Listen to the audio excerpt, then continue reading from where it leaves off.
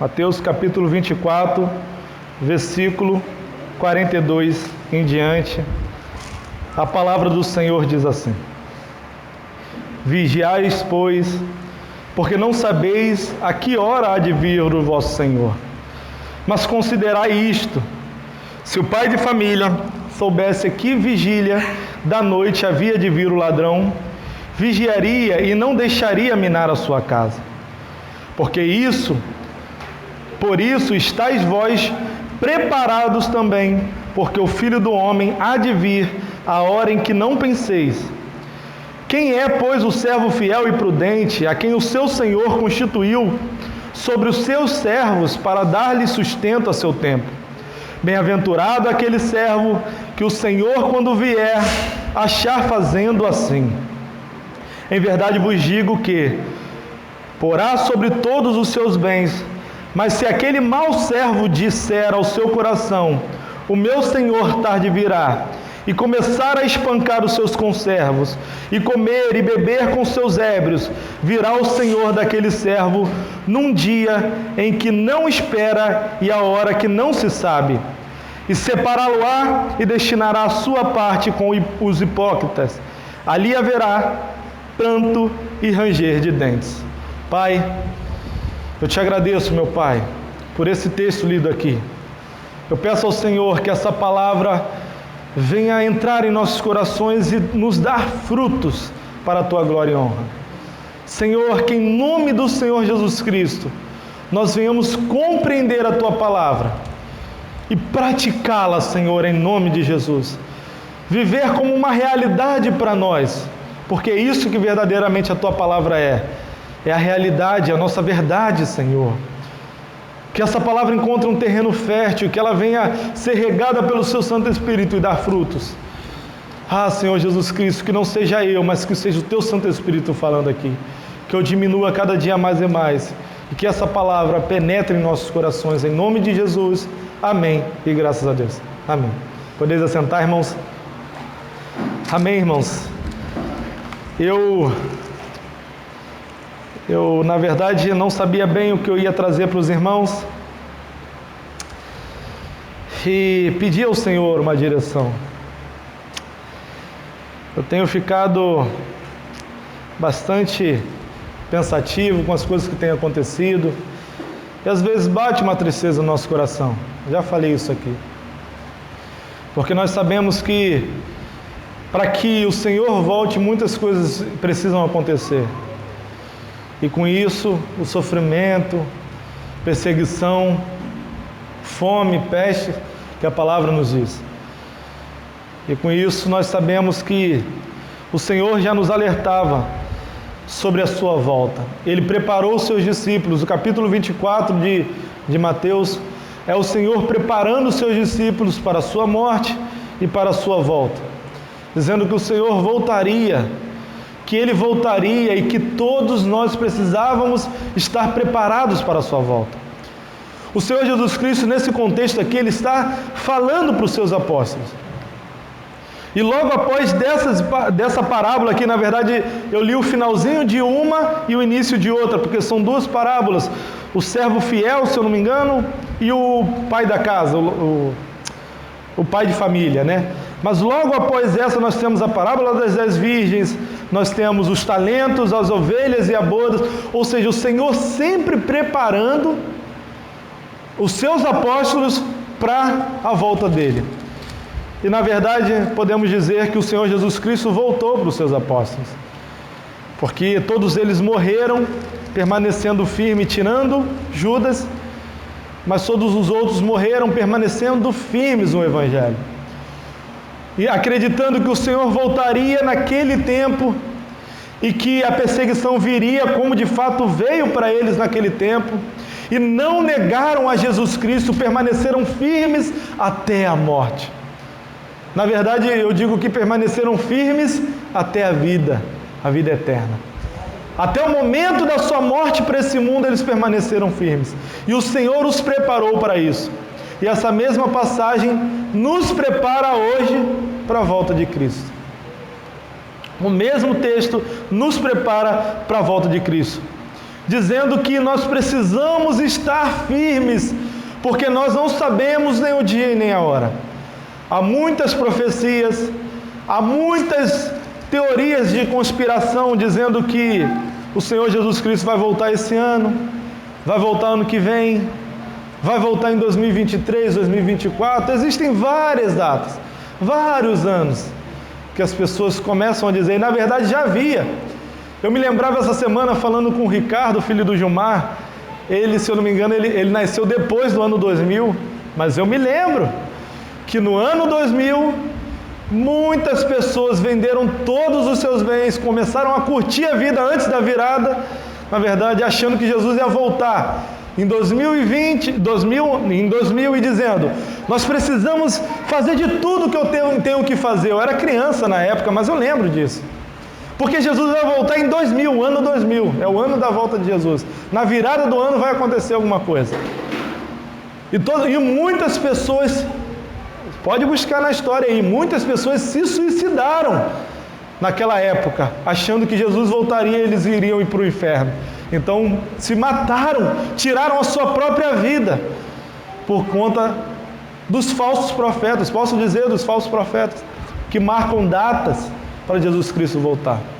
Existe outra conspiração, mais ligada à questão de maçonaria, dizendo que na verdade vai ser em 2022 que vai acontecer algo muito grande, 2023 vai vir um anticristo e em 2024 provavelmente Jesus volta. Então se preparando para daqui a 2, 3 anos. Só que o Senhor Jesus Cristo não nos ensina dessa maneira. Ele nos diz que se nós soubéssemos a hora que um ladrão entraria na nossa casa, então nós ficaríamos vigiando. Se nós soubéssemos a hora que o Senhor Jesus Cristo voltaria, com certeza a gente já ia estar preparado. Então ele diz que como nós não sabemos, que nós temos que viver preparados. E a pergunta que eu faço para você nessa noite, nessa manhã, hoje é de manhã, você está preparado para a volta de Cristo? Estás preparado? Será que o Senhor Jesus Cristo hoje pode voltar hoje? Se Jesus Cristo voltasse hoje e Ele pudesse te dizer tudo aquilo que Ele te mandou fazer, tudo aquilo que Ele preparou para você, será que você teria cumprido a sua missão aqui na terra? Será que hoje você pode dizer, eu cumpri a minha missão aqui na terra? Combati o bom combate, completei a carreira e guardei a fé, como Paulo pôde dizer. Eu devo lembrar você que Paulo, enquanto era um religioso, Paulo não havia cumprido a sua missão aqui na terra. Não havia cumprido. Ele só cumpriu a sua missão quando ele pôde dizer que foi açoitado por amor a Cristo. Ele cumpriu a sua missão quando ele pôde dizer que ele passou fome, naufrágio, frio, foi picado por uma víbora, foi açoitado pelos judeus, foi perseguido, espancado, apedrejado, à beira da morte ficou. Então ele pôde dizer, trago no meu corpo as marcas da promessa. Já estou crucificado com Cristo, e vivo não mais eu, mas Ele que vive em mim. Paulo pôde dizer isso porque ele vivia verdadeiramente os planos de Deus para a vida dele. Será que eu e você podemos dizer isso? Qual era o plano de Deus para a minha vida? Quantos anos eu me dediquei para a profissão que eu tenho hoje? Realizei o meu objetivo profissional muitas das vezes. Mas será que o seu objetivo verdadeiro, que é em Cristo Jesus, será que ele foi realizado? Será que ele foi conquistado? Será que o que o Senhor espera de nós? Eu trouxe uma pregação aqui esses dias e falei justamente sobre isso. Será que você alcançou o número de almas que o Senhor esperava que você alcançasse?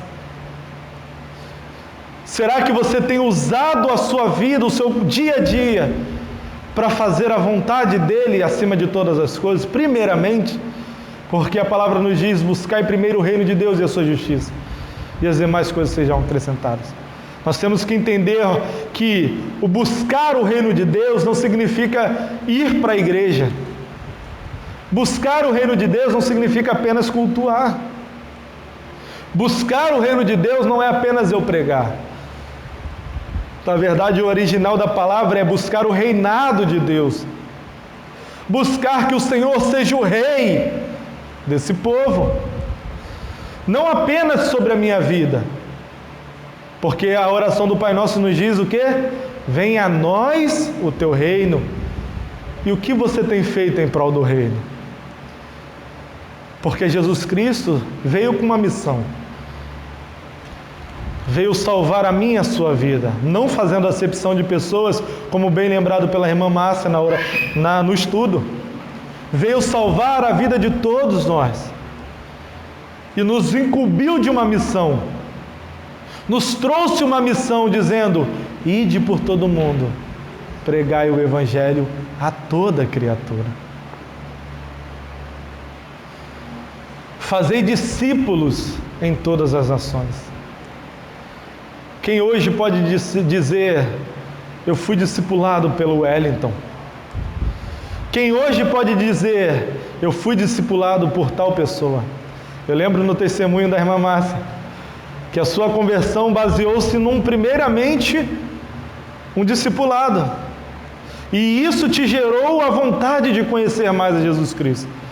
Mas houve um discipulado.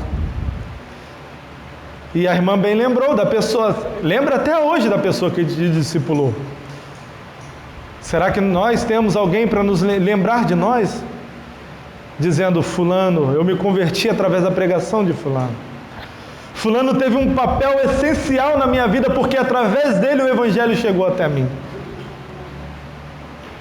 Será que nós podemos dizer isso? Fulano não me abandonou, porque o fazer discípulos não é apenas pregar, é discipular, ensinar, cuidar. Será que verdadeiramente nós temos estado preparados para a volta de Cristo? Porque a palavra nos diz que nós iremos prestar contas quando Jesus Cristo voltar. E o prestar contas é o Senhor dizer: o que vocês têm a me oferecer? O que vocês fizeram em prol do meu reino? E o que nós poderemos dizer? Então a palavra nos diz, nos ensina, que nós devemos estar preparados para a sua volta. Mas Wellington, como é que eu me preparo para a volta de Cristo? A palavra é simples e objetiva. O próprio texto nos ensina que para estarmos preparados para a volta de Cristo, nós temos que estar, na verdade, o que diz que se nós somos preparados para a volta de Cristo? Eu vou colocar assim. Quando nós pensamos sobre a volta de Cristo, o que vem à nossa cabeça primeiramente?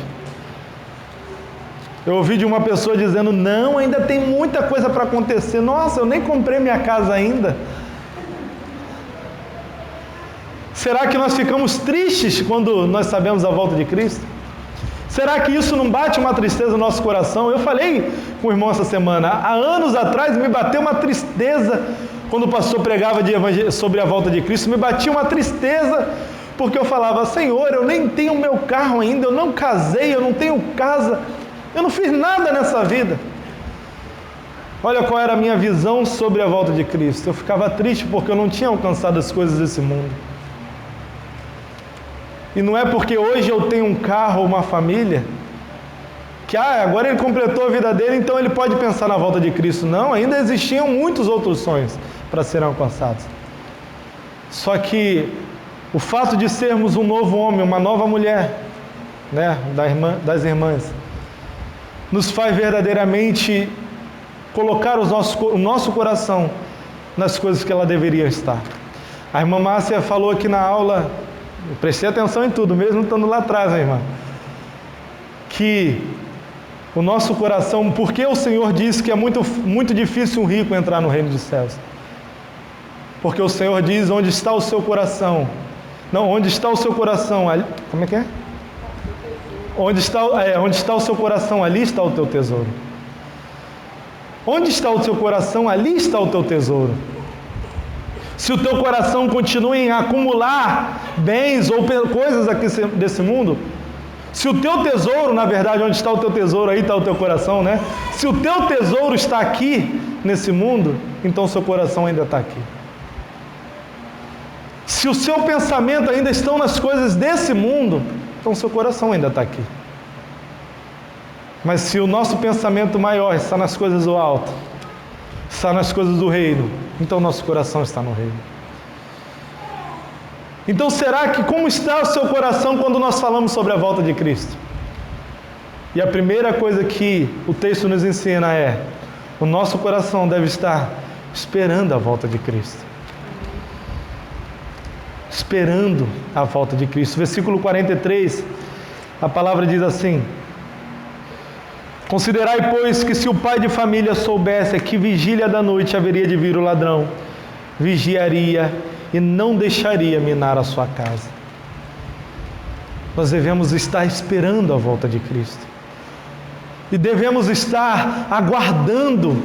Porque se alguém te diz, Wellington, eu vou na sua... Se alguém me diz, Wellington, eu vou na sua casa à meia-noite, então eu vou ficar até... Eu vou dormir antes disso.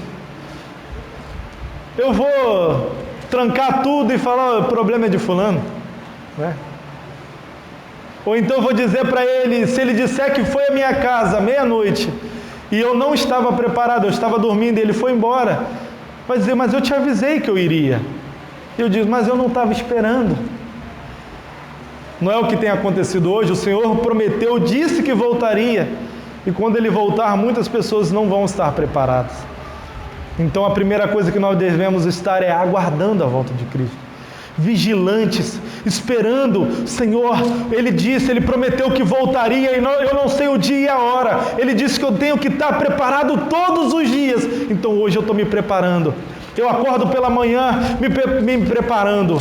Senhor, eu estou me preparando para a sua volta hoje.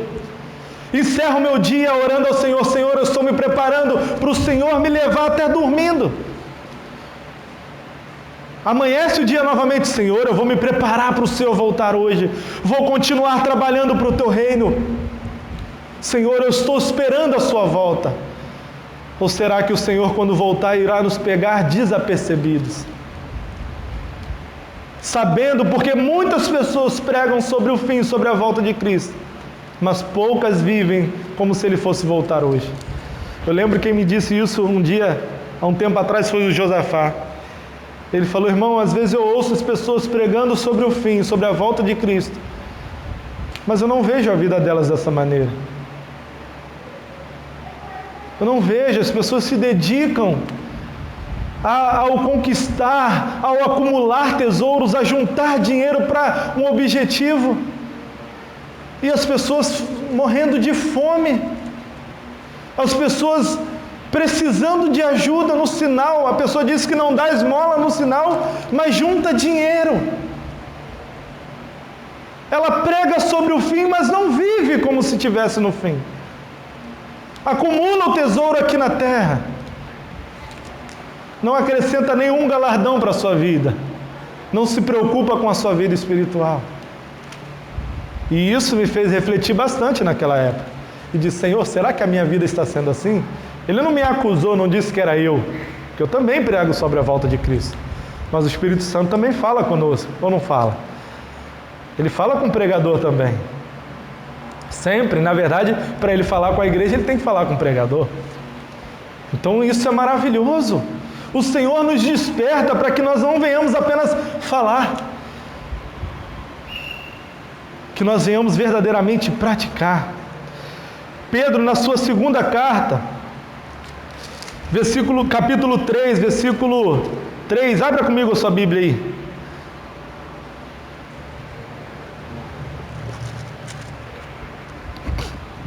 Segunda carta de Pedro, capítulo 3. O Senhor já dizia, já profetizava sobre o que está acontecendo hoje. Amém? Sabendo primeiro isto, que nos últimos dias virão escarnecedores, andando segundo as suas próprias concupiscências, e dizendo, onde está a promessa da sua vinda? Porque desde que os pais dormiram, todas as coisas permaneceram como desde o princípio da criação. Ou seja, escarnecendo sobre a volta de Cristo. E isso nós também vemos no meio cristão. Os cristãos dizendo: mas eu ouço desde quando a minha avó era jovem, quando eu era criança, que Jesus Cristo ia voltar e até hoje Ele não voltou. Escarnecendo sobre a volta de Cristo. Não se prepara, não está preparado, sabendo que para sua avó, muitas das vezes, Ele já voltou. Sabendo que, por exemplo, o meu avô, ele já voltou. E eu ainda estou aqui. E a qualquer momento eu posso ser levado. Então a palavra do Senhor nos prepara, nos diz que muitas pessoas irão zombar, sim, dizendo que o Senhor Jesus Cristo já tinha prometido e não voltou. Há 2000 anos e até hoje nada. Mas pode ter certeza que há 2000 anos Jesus já voltou para muita gente. Muitas pessoas não têm mais a oportunidade de mudar de vida. Ou você acha que um morto pode mudar de vida ainda? Não tem mais. Dizer como Davi: enquanto a vida há esperança. Depois que morre, a esperança acaba.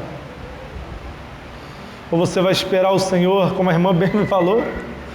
Tem muita gente que não vem pelo amor, mas vem pela dor. Então eu peço: Senhor, trabalha a minha vida no amor, não precisa ir para a dor. Que eu não precise.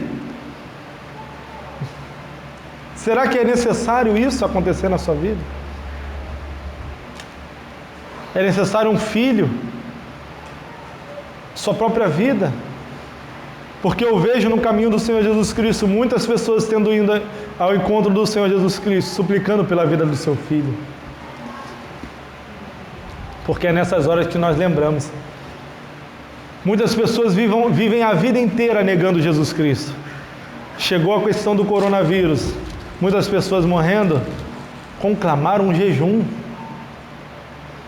Mas não foi um jejum sobre arrependimento de pecados. Foi um jejum para Deus livrar da peste, mesmo não se arrependendo de seus pecados. As pessoas se lembram de Jesus, mas não pela motivação correta. A motivação que o Senhor Jesus Cristo salvou a nossa vida. E por isso, na verdade, volta aqui uma página. E por isso, por Ele ter salvo as nossas vidas, nós devemos meditar na Sua palavra, sabendo, ciente de tudo o que está acontecendo. Irmãos, nós só podemos saber que o que está acontecendo está profetizado se nós conhecermos as Escrituras. Sem isso não tem como saber. Nós vamos ser apenas papagaios, repetindo o que as pessoas falam. O versículo 44 do texto, Mateus capítulo 24, versículo 44, diz assim: por isso estáis vós preparados também, porque o Filho do Homem há de vir a hora em que ninguém sabeis, ninguém penseis. Estejamos nós preparados para a volta de Cristo, sabendo dos acontecimentos. Por exemplo, eu me desliguei um pouquinho, não vou mentir, sobre a internet, sobre os fatos, ainda tenho acompanhado, mas não da maneira que eu estava, porque eu já estava ficando muito preocupado, um coração meio amargurado, triste, mas continuo a par da situação, porque eu tenho visto as coisas acontecendo e meditando na palavra, as coisas se casando. Nós precisamos estar cientes do que tem acontecido, porque a palavra diz, o Senhor Jesus Cristo, quando fala sobre o cerco de Jerusalém, ele diz: quando vistes essas coisas acontecerem, fujam para os montes, antes que sejam tarde demais. E os cristãos que ouviram a palavra do Senhor fugiram para os montes. E aqueles que ficaram em Jerusalém participaram do cerco e morreram de fome, de frio, de sede. O Senhor Jesus Cristo prepara-nos para tudo que tem acontecido. Então nós temos que estar apercebidos, sabendo das coisas que têm acontecido, meditando na palavra do Senhor, porque a palavra vai se revelando a nós, vai nos mostrando os acontecimentos. As profecias nos mostram as coisas que o Senhor já havia preparado para nós. E em terceiro lugar, trabalhando em prol do reino. Como bem mencionado aqui na carta de Tiago, eu falei que eu ia mencionar aqui. Mas antes disso, vamos ler o versículo 45.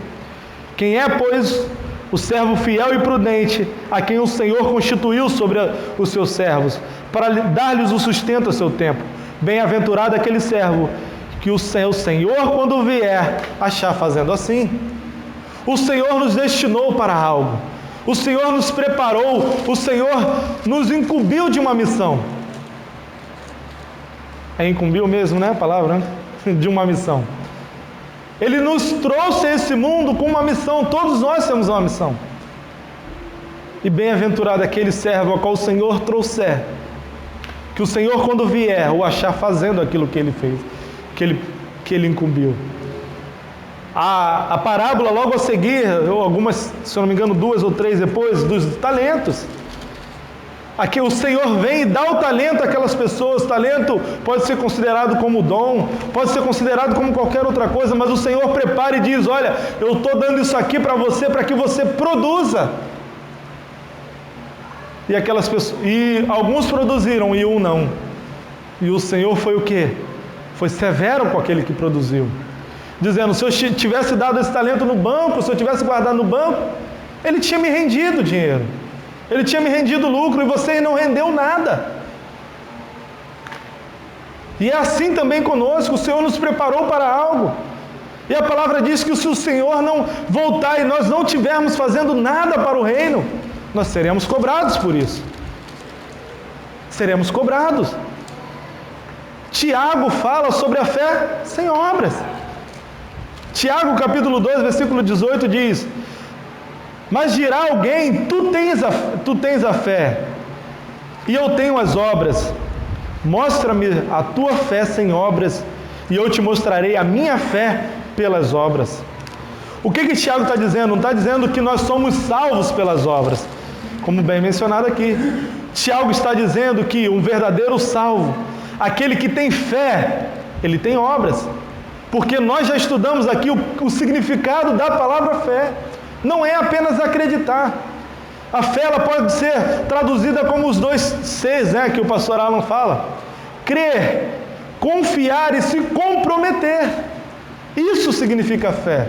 Um conjunto das 3 palavras: o acreditar, o crer, o confiar no Senhor e o se comprometer com a sua obra.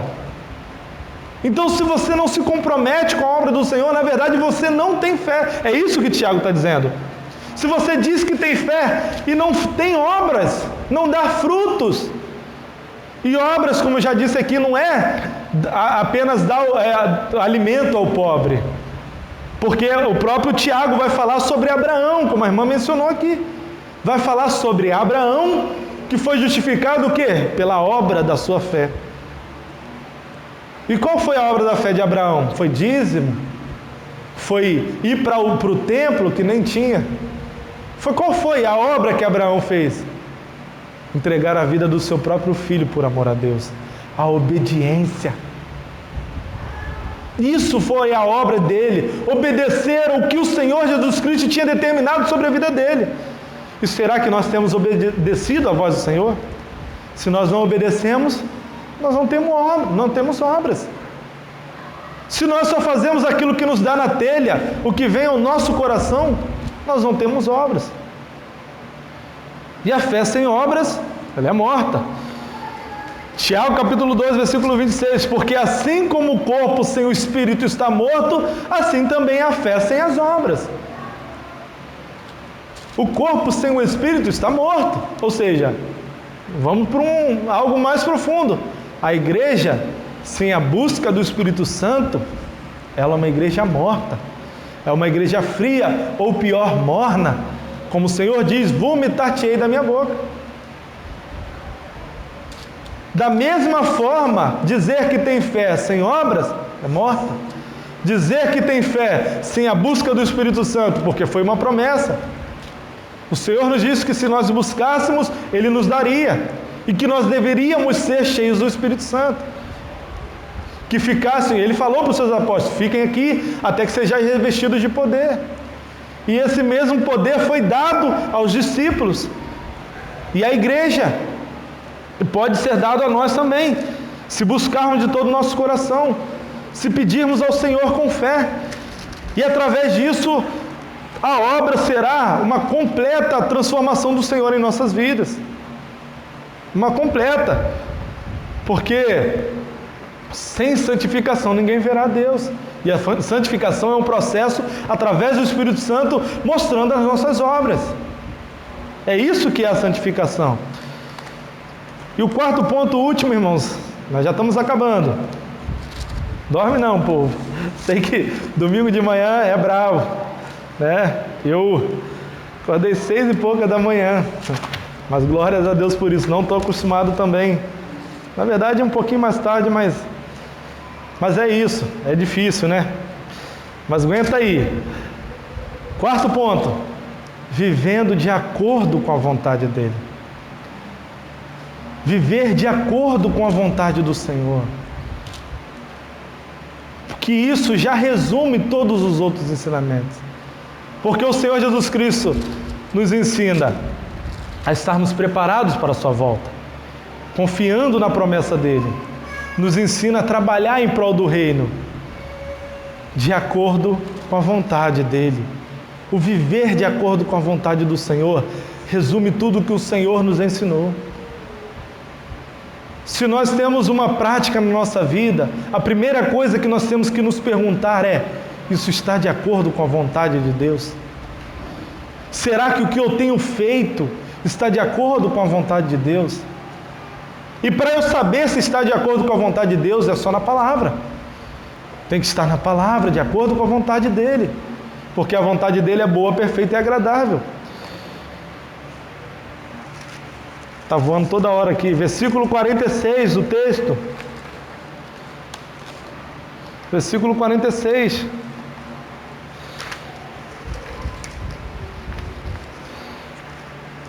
Mateus 24, versículo 46 em diante. Bem-aventurado é aquele servo que o Senhor, quando vier, achar servindo assim. Em verdade vos digo que porá sobre os teus bens, porá sobre todos os seus bens. Mas se aquele mau servo disser ao seu coração: o meu Senhor tarde virá, e começar a espancar os conservos, e comer e beber com os ébrios, virá o Senhor daquele servo num dia em que não espera e a hora que não sabe, e separá-lo-á e destinará a sua parte com os hipócritas. Ali haverá pranto e ranger de dentes. Então o Senhor está dizendo o quê? Aquele, quando o Senhor voltar, não o achar fazendo a sua vontade, então será cobrado dele. Espancar os conservos, ou seja, está julgando, machucando o seu próximo, ao invés de amá-lo, que é um ensinamento do Senhor. Bebendo com os ébrios, voltando a praticar as obras que antes foram perdoadas por Deus.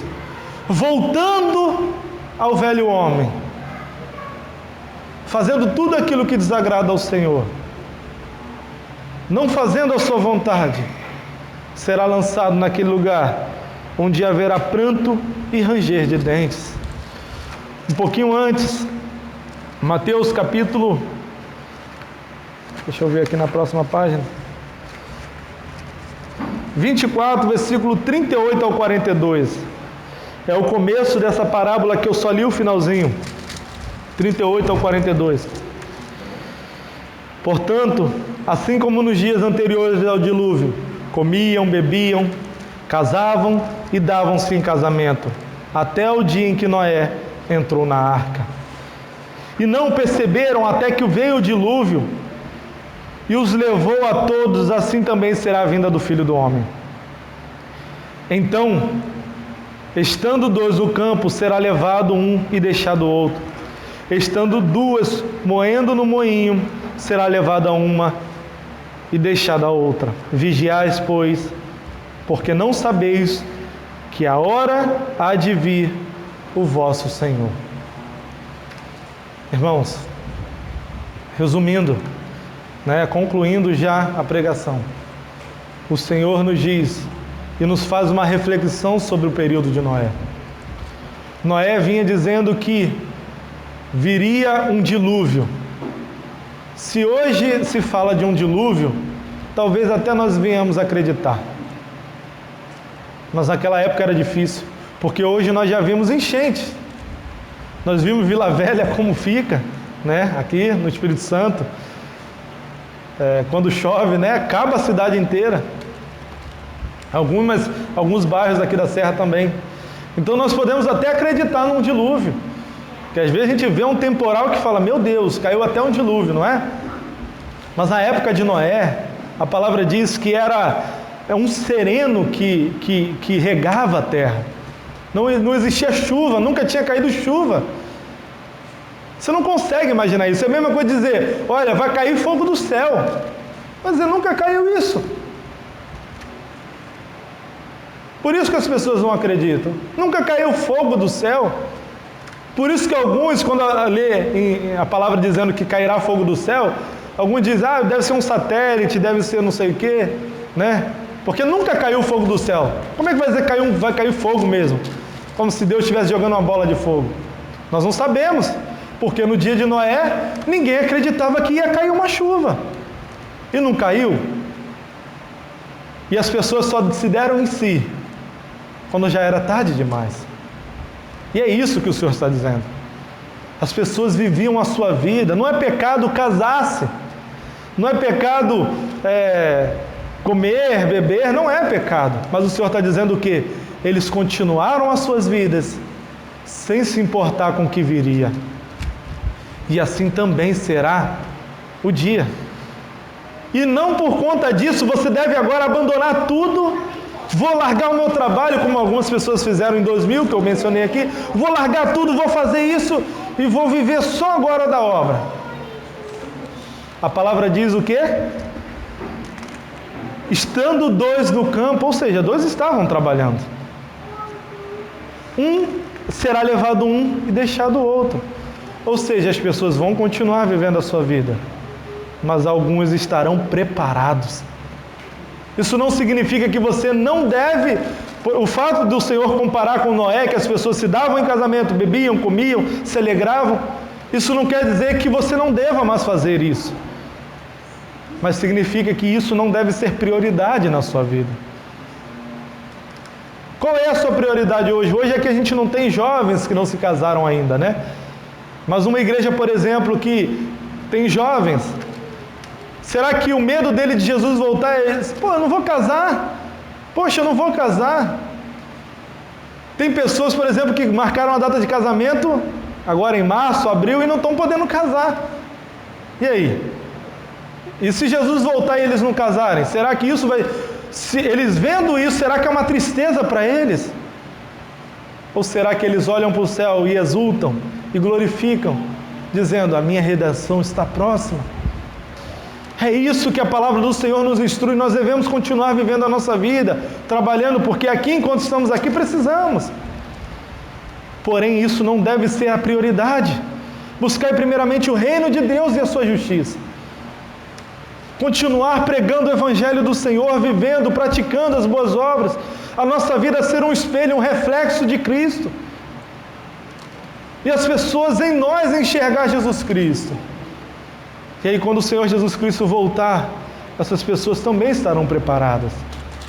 Porque virão que uma vida com Cristo é uma vida preparada para a vida futura, para a vida eterna. O Senhor nos prepara para isso.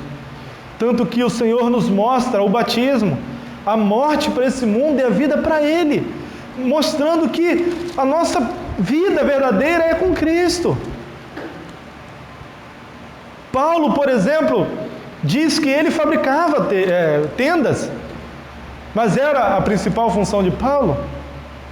Ele fazia aquilo para sobreviver, para não ser pesado à igreja, mas a prioridade dele era a palavra, o Evangelho. Era preocupação com almas. Ele não apenas pregava, mas ele ainda enviava cartas para as pessoas continuarem firmes. E quando ele podia, ele ia visitar, cuidando das pessoas, mostrando o bem, mostrando Jesus Cristo. E esse deve ser a nossa vida, essa deve ser a nossa vida, com Cristo, com Ele, na eternidade. Olharmos para a eternidade, deixarmos de olhar um pouco com os nossos olhos naturais, olharmos com os olhos espirituais. Quantas pessoas sofrendo com doenças psicológicas, enfermidade da alma, pessoas necessitando do amor de Deus, da misericórdia dEle, E nós temos feito o que por isso? Será que nós temos nos colocado como um ombro amigo? Dizendo, eu estou à sua disposição para conversar. Eu lembro de uma irmã que me ligava e ficava 1-2 horas falando comigo no telefone. Que eu ficava, ai Senhor, eu não aguento mais. Às vezes eu tinha que ficar do lado de fora no apartamento. Mas o Senhor não me permitia de ligar o telefone. Porque aquela irmã precisava desabafar, conversar comigo, com alguém. Desabafar porque ela estava doente. Não fisicamente, mas emocionalmente. Alguém que precisava de um ombro amigo, de um conselho, às vezes só de alguém para ouvir. Será que nós temos nos preocupado com as pessoas que têm morrido todos os dias, um pouco por dentro? São pessoas que andam pela rua, mas a sua alma está morta. Estão mortas por dentro, já não tem perspectiva de que há um amor para a vida deles, que esse amor é Jesus Cristo. E hoje, no mundo em que vivemos, na situação em que estamos vivendo, muitas pessoas têm morrido por dentro um pouquinho a cada dia. Pessoas têm perdido a razão para viver. O número de depressão tem aumentado. O número de síndrome do pânico tem aumentado. Pessoas tendo crise de ansiedade aumentando. Só nessa semana, a minha cliente falou de 3 pessoas, incluindo ela, que teve crise de ansiedade, uma cliente minha. E perguntou, sua esposa não está tendo não? Eu falei, graças a Deus não. Né? Que pelo que eu saiba não. Se tiver, tem que falar comigo, a gente está junto. Né? Mas por quê? Porque precisam de um ombro amigo. Precisam de um evangelho, do evangelho de Cristo, porque Ele preenche esse vazio que esse mundo nos traz. Só Jesus Cristo preenche esse vazio. E essa é a nossa missão, preencher esse vazio no coração das pessoas com Jesus Cristo. É por isso que nós viemos ao mundo.